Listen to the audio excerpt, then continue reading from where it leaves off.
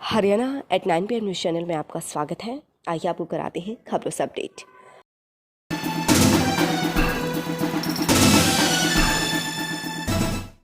इनेलो supremo OP Chautala ने फिर खटखटाया कोर्ट का दरवाजा। जानिए क्या है मामला। हरियाणा के पूर्व सीएम और जेबीटी भर्ती मामले में दोषी ओपी चौटाला ने दिल्ली हाईकोर्ट का दरवाजा खटखटाया है।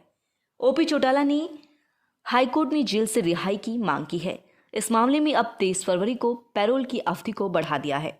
ओपी चौटाला ने कोर्ट में याचिका लगाई है जिसमें उन्होंने अधिसूचना के तहत 60 वर्ष से ज्यादा उम्र के पुरुषों और 70% से अधिक विकलांगता वाले कैदियों को विशेष छूट देने का हवाला दिया है।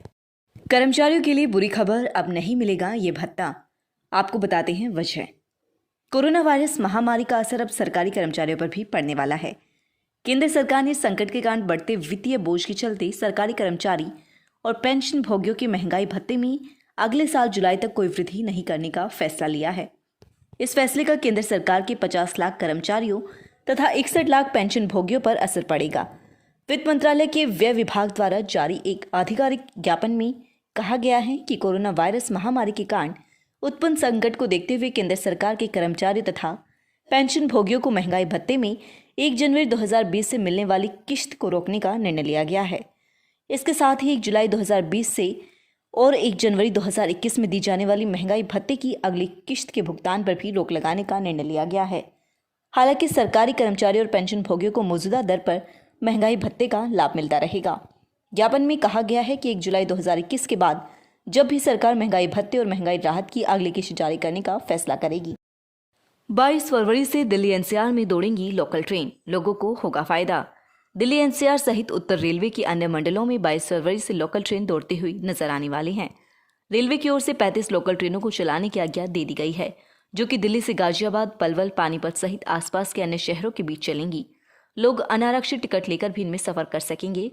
इसके लिए यात्रियों को एक्सप्रेस ट्रेन का किराया देना होगा। इन रूटों पर रोजाना सफर करने वाले लोग लंबे समय से ट्रेनों का परिचालन शुरू करने की मांग कर रहे थे, जिसे अब पूरा किया जा रहा है। लोगों का कहना था कि ट्रेनें न चलने के कारण उन्हें काफी समस्याओं का सामना करना पड़ रहा है, जिसको देखते हुए ही रेल मंत्रालय ने ये फैसला लिया है। रेलवे बोर्ड के अधिकारियों ने कोरोना संक्रमण के बीच जरूरी दिशा निर्देश का पालन करते हुए कुछ ट्रेनों को चलाने की अनुमति दी है।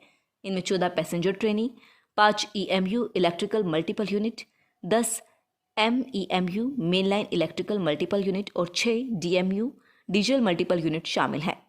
रेलवे के अधिकारियों की माने तो रेलवे बोर्ड की अनुमति मिलने के बाद ही अब इन ट्रेनों को चलाने की तैयारी शुरू कर दी गई है। वहीं टिकट वितरण को लेकर जरूरी नियम कायदों का पालन किया जाएगा। लगातार खबरों से अपडेट रहने के लिए देखते रहिए Haryana at 9 PM news channel. नमस्कार।